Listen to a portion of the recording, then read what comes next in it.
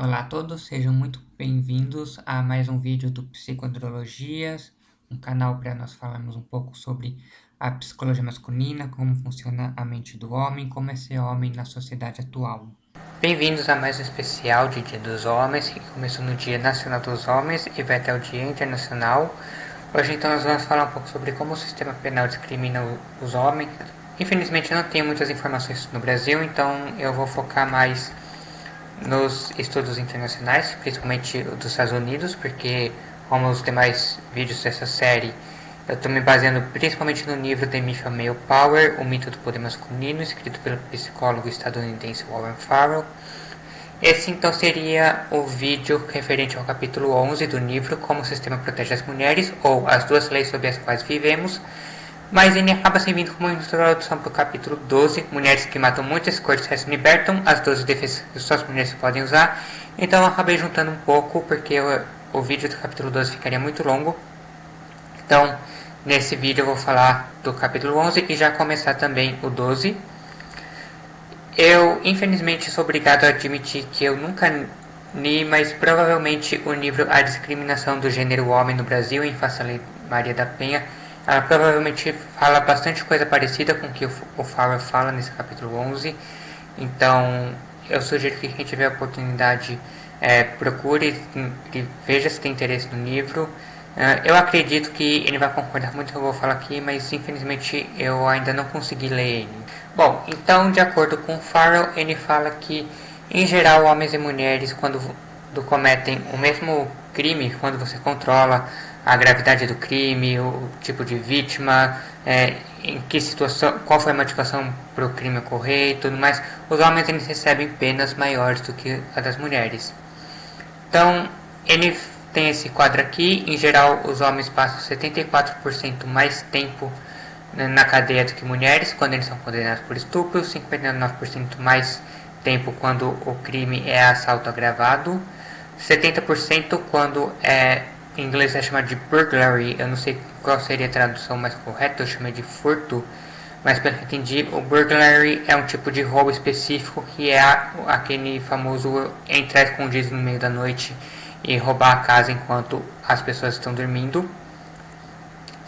E 75% mais tempo quando o crime é um larceny.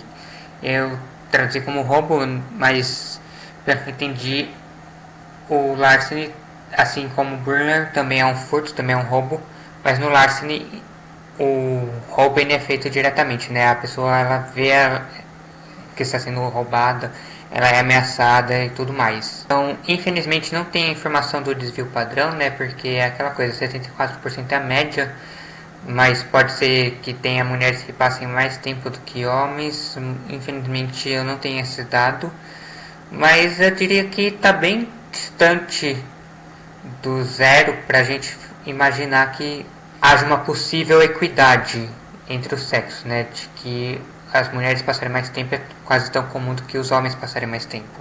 E aqui eu não sei quem viu, quem se lembra dessa notícia, mas há alguns anos, 2016, 2017 mais ou menos, começou a ter no mundo todo uma campanha pela humanização dos presídios femininos, de que os direitos humanos das mulheres que estavam em situação carcerária estavam sendo violados, de que nós precisávamos mudar o sistema penal, de que nós precisávamos melhorar as condições de saúde, higiene, infraestrutura dos presídios, para que as mulheres elas possam ser reformadas e voltar à sociedade, conseguir um emprego, conseguirem sustentar, enfim, serem pessoas úteis, na falta de uma palavra melhor, para a sociedade. Mas eu não consigo imaginar por que não há uma campanha de humanização de presídios masculinos, porque geralmente quando nós vemos reportagem de violação dos direitos humanos em presídios, sem especificar o sexo, a gente vê presídios masculinos, são muito mais abundantes. Em geral você tem muito mais homens compartilhando a mesma cela, presídios acima da capacidade supostamente máxima, violência pelos agentes carcerários, falta de higiene básica, falta de cuidado da saúde, alimentação ruim. Então, se há uma campanha de humanização dos presídios, eu imagino que deveria ser uma campanha de humanização dos presídios em geral. por que só os presídios femininos? Bom, eu encontrei aqui essa informação essa justificativa para a humanização dos presídios femininos, mas não dos masculinos, que de acordo com a Secretaria Nacional de Enfrentamento à Violência contra a Mulher, eu acredito que as mulheres sejam o único grupo que tem uma Secretaria Nacional de Enfrentamento à Violência contra elas, mas enfim, de acordo com essa secretaria, do total de mulheres presas no Brasil, 68% são jovens, com idade entre 18 e 34 anos. 61% são negras e pardas, 62% são analfabetas ou têm ensino fundamental incompleto e 57% são mães solteiras. A maioria é presa por tráfico de entorpecentes, 30% estão detidas sem condenação e 63% são condenadas a penas de até 8 anos. A maioria é abandonada pelos parentes e tem contato limitado com os filhos e a família. Eu duvido que a situação seja muito diferente nos presídios masculinos. Duvido. Não tenho dados tão detalhados, tão bonitinhos assim para contestar, mas eu não consigo imaginar que a maioria dos homens presos no Brasil tenham mais de 34 anos, sejam brancos, com ensino superior, casados. Não consigo imaginar essa situação. Tudo o que eu sempre ouvi sobre os presídios masculinos vai na direção contrária.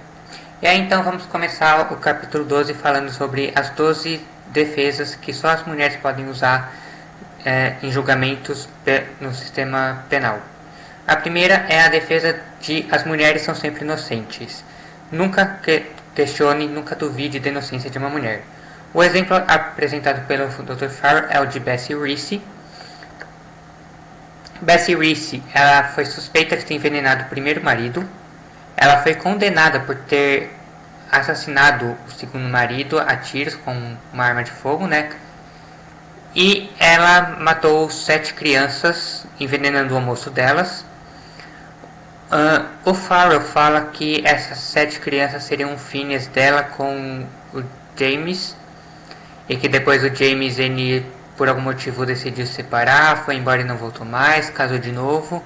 Eu encontrei outros sites que dizem que, na verdade, a Bessie não era casada com o James, ela era babá das filhas do James. O que importa 7 crianças morreram. O James foi acusado, foi suspeito de ter sido o assassino. Só que no momento em que as crianças estavam almoçando e que elas foram envenenadas, ele estava em outra cidade. Ele estava a quilômetros de distância das supostas crianças. Essa é a foto da Bessie.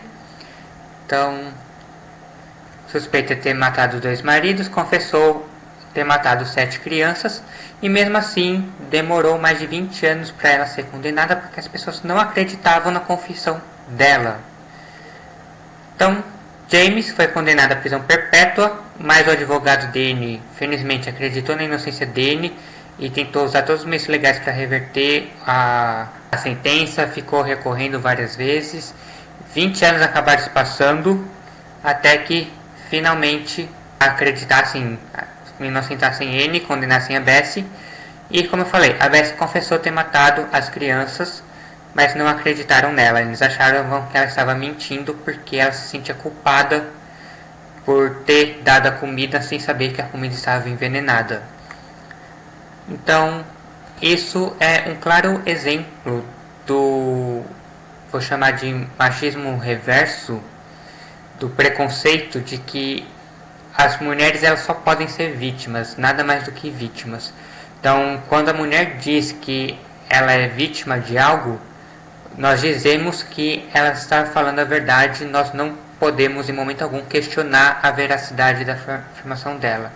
Mas quando ela diz ser culpada, quando ela confessa ter cometido um crime, aí nós fazemos o contrário. Nós dizemos que a palavra dela nunca pode ser acreditada, porque mulheres simplesmente nunca são culpadas de nada. As mulheres só podem ser vítimas inocentes.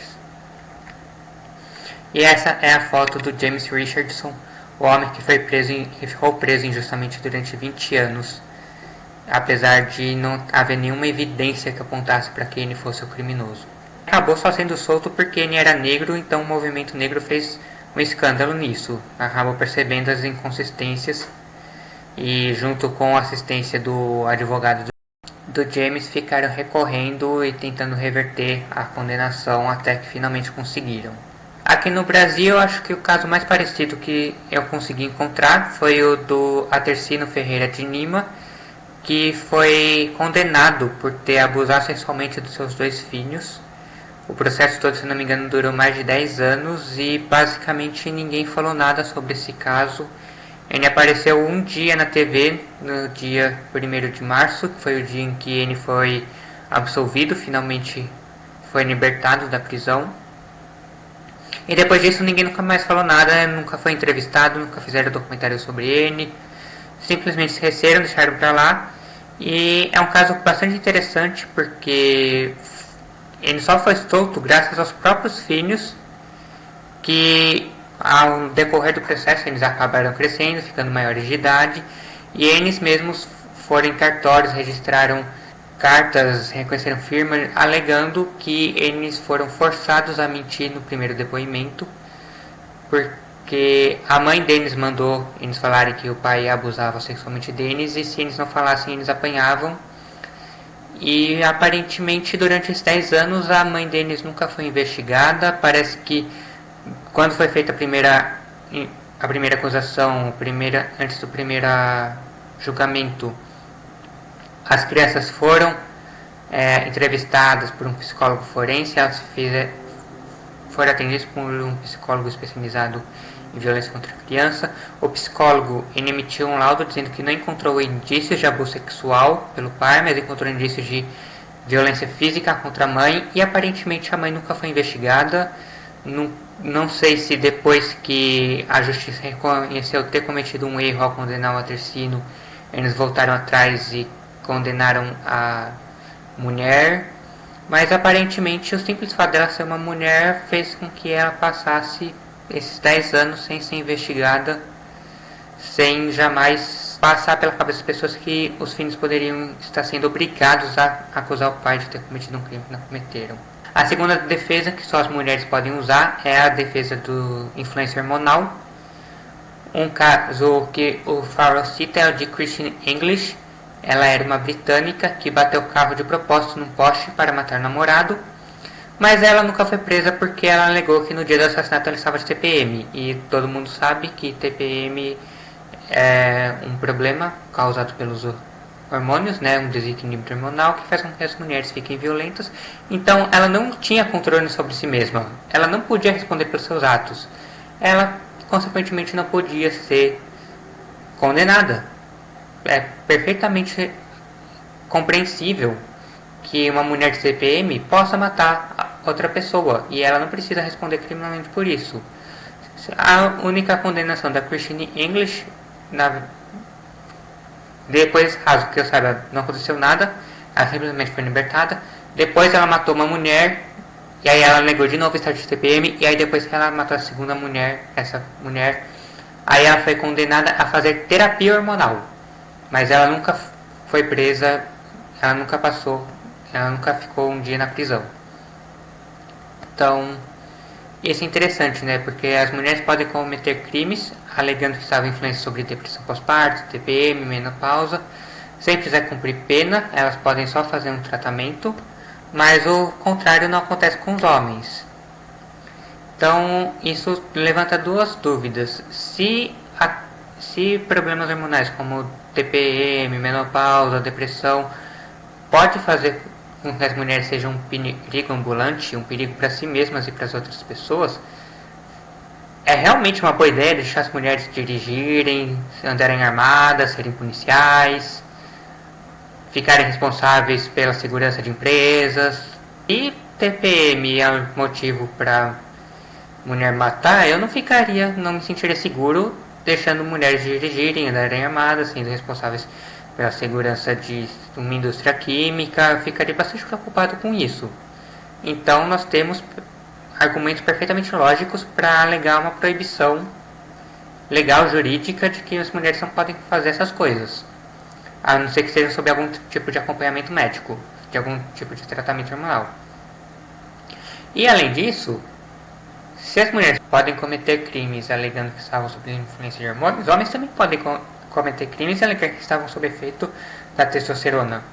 Por que você agrediu sua esposa? Por que você bateu em não sei quem lá? Por que você roubou? Ah, porque a minha testosterona estava elevada no dia. Vamos inventar a síndrome da testosterona alta.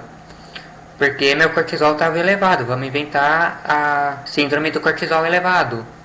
Porque minha arginina vasopresina estava baixa. A arginina vasopresina deveria supostamente diminuir a agressividade e não diminuiu.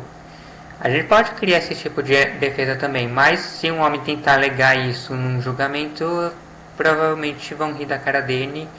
Isso não será aceito como um elemento atenuante. A terceira defesa é a defesa do marido protetor.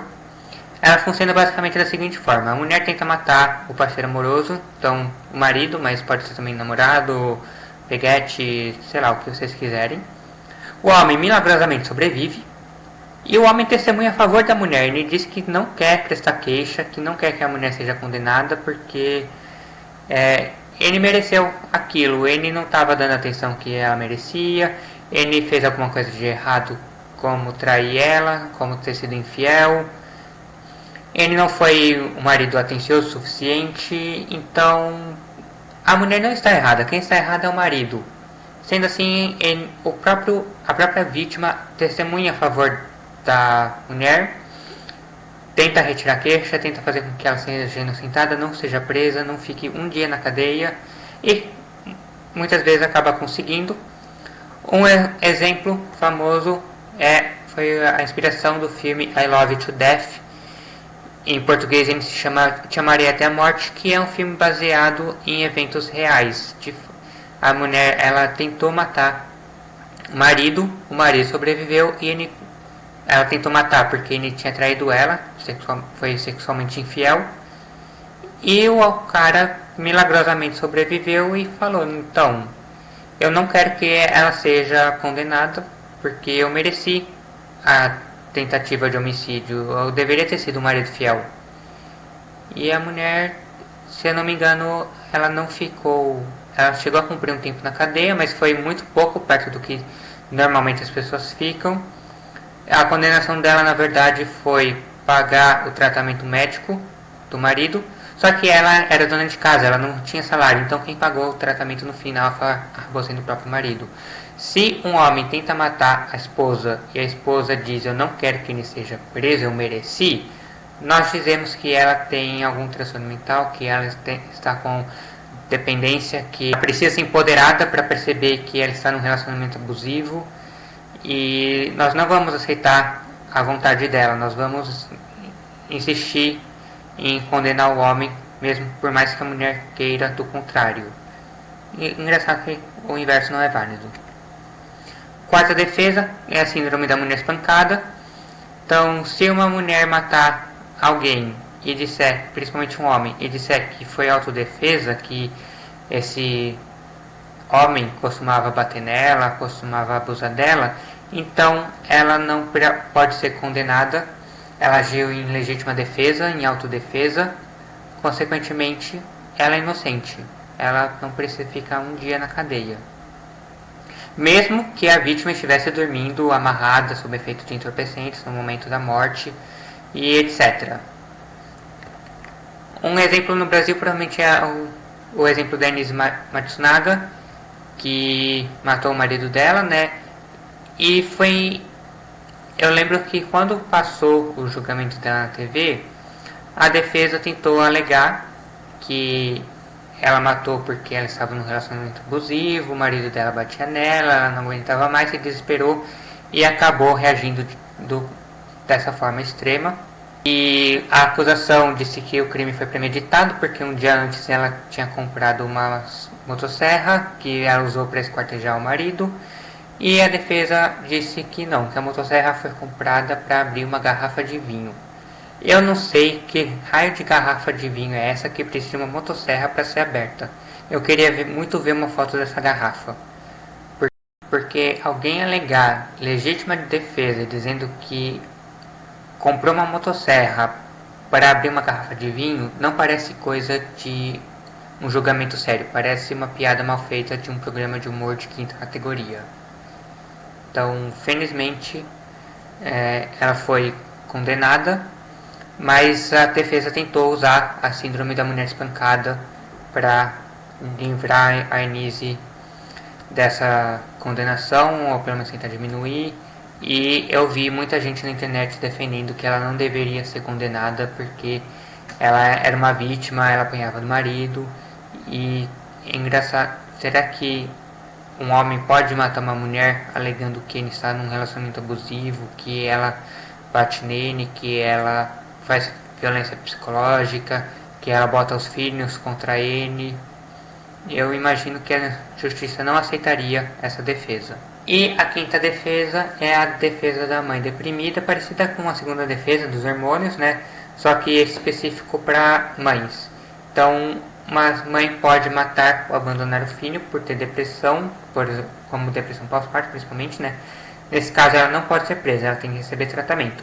Mas se um pai matar ou abandonar o filho, não interessa se ele tem depressão ou não, ele tem que ser preso, tem que pagar a pensão alimentícia, tem que fazer um monte de coisa. Então, é um duplo padrão novamente bastante irônico, bastante hipócrita para as pessoas que defendem a equidade, defendendo apenas os direitos das mulheres, mas não os direitos dos homens, né? Então, uma mulher que tem depressão pode abandonar o filho, mas o homem que tem depressão, ele tem que ir para a cadeia.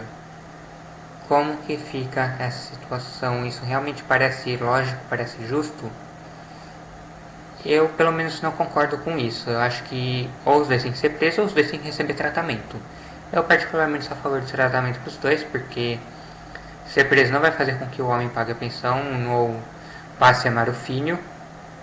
Mas, se ser preso é uma possibilidade, tem que ser uma possibilidade para a outra parte também, né?